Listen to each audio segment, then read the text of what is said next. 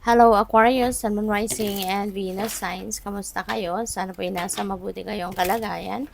Welcome back po sa Star Tarot. At kung bago kayo rito, welcome din po kayo. Please subscribe, like, share my videos, and leave me a comment kung nakaresonate kayo. Thank you. So, tignan natin kung anong mga messages ni Aquarius. First message po ninyo, beautiful. Aquarius, this is the Ace of Pentacles. Ayan. So, Ace of Pentacles is a new beginning energy. Okay? So, bagong bagong simula. Lalo-lalo na pagdating sa money, career, and finances. Napakalaki ng pentacle. So, ganyan din kalaki ang financial opportunity na pwedeng dumating sa inyo or po pwedeng ganyang kalaking amount of money, no? Maaring this is a big chunk of money na po pwedeng dadating. So, good luck sa'yo. And, ito na yung simula ng inyong prosperity and abundance. Ito na yung simula ng continuous inflow, no, of abundance sa buhay ninyo. Kaya, congrats sa inyo. You know? Kasi siswertehin na kayo. Mababago na yung mababago na yung gulong ng palad. Ika nga. And there is going to be financial gain. Meron ditong paparating na kaperahan sa inyo, no? At totally mababago na yung inyong financial situation, mababago na yung inyong financial landscape, you know? So, good luck sa'yo. So, we also have two of pentacles in reverse. Ayan. So, baka ang iba sa inyo is experiencing imbalance. Maaring marami kayong ginagawa. Baka kailangan ninyo rito na i-organize pa yung mga activities ninyo.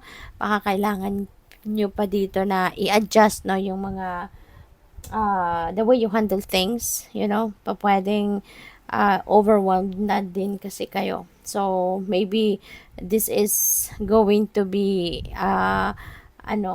parang wake-up call sa inyo, no?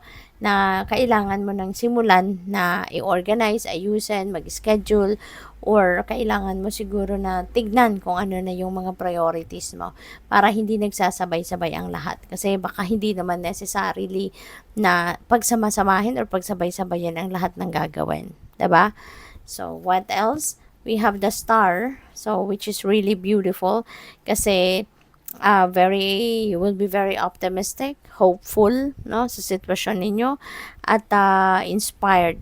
Ayan, kaya maganda kung ano man tong kasi there's a new beginning, 'di ba? So maaari na yung new beginning na to is the one related as well dito kay Star.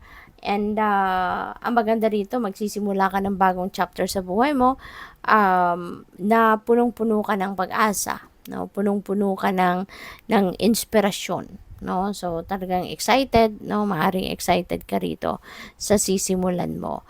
Kaya ito pwede rin, no, na sa sitwasyong ito dito ka na makakahanap ng contentment, dito mo na mahahanap yung fulfillment ninyo. Kasi si Star, ano din ito, fulfillment energy. Kaya po pwedeng merong mga pangarap kayo or merong kayong mga heart's desires, no, na magka-come to fruition na, makakamit mo na, kumbaga makukuha mo na, you know, marireceive mo na. Kaya good luck sa'yo. So, tingnan natin kung ano pa ang ganap. So, yan. So, we have a strategy. Ayan. So, pwede na kayo ay merong pinagpaplanuhan sa ngayon. Ano? Maybe you are making plans regarding siguro opportunities. Or maganda rin, no, na habang, kunyari, you are also praying for, let's say, for example, for ganito, na magkaroon ka ng prosperity and abundance. And, magandang you're ready, no? When that opportunity comes, handa ka na, alam mo na kung anong gagawin mo, alam mo na kung paano mo i-manage yung pera mo, yung mga ganun. You know, so maaari na yan ang ginagawa mo. You're strategizing, you are making plans, yung ganun. So, apology, pwede nang iba sa inyo din dito, baka pwedeng merong nakagawa ng hindi maganda sa'yo in the past at pwedeng sa ngayon mag-apologize na siya sa'yo. Baka magre-reach out na kung sino man ang taong ito at mag-apologize sa'yo, magsusorry na, magko-confess kung bakit niya nagawa or nasabi, kung ano man ang nasabi or ginawa niya sa'yo in the past, no? Possible din na kayo ito, no? Baka kayo din yung kailangang mag-apologize sa kung sino man, pwedeng ngayon, parang siguro maluwag na din ang loob mo, ready ka na humingi din ng kapatawaran ng iba, no? So we also have robbery, no? This is warning, no, para sa inyo na pag-ingatan ninyo mga valuables ninyo, no? Laging mag-iingat sa mga lalo-lalo na sa mga possessions, material possessions, ano, kasi yun ang madaling kunin, yun ang madaling nakawin. So mag-iingat kayo. Okay? Make sure na sa bahay ninyo laging nakalock, lalo-lalo na kung walang tao before you go, 'di ba? Kailangan secured ang yung mga CCTV ninyo, yung mga alarm system ninyo, make sure na laging gumagana siya, okay?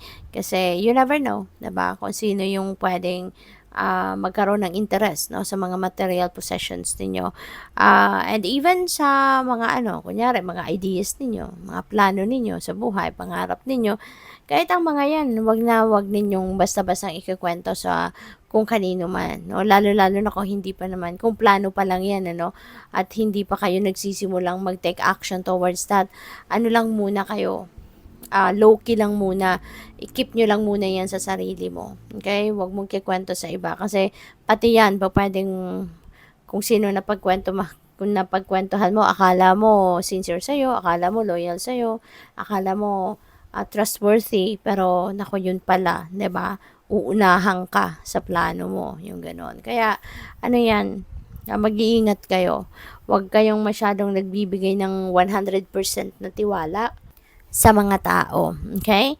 So, we have saving. Ayan. So, baka ang iba sa inyo, baka nag-iipon na talaga. Maybe you are saving for retirement, or maybe you are saving for a big purchase, no, in the future. Pwedeng ganon. Nagsisave kayo for, alam mo yun, for emergency purposes, or nagsisave kayo para sa pagdating ng panahon, no, mag-aaral yung mga anak ninyo, kung may ganong sitwasyon, maaring ganon.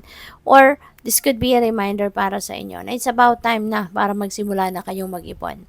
This could be a reminder para sa inyo na it's about time na for you to start saving money. It's the start for saving for your future. Okay? So, good luck sa'yo. Thank you for watching. Love and light. Namaste.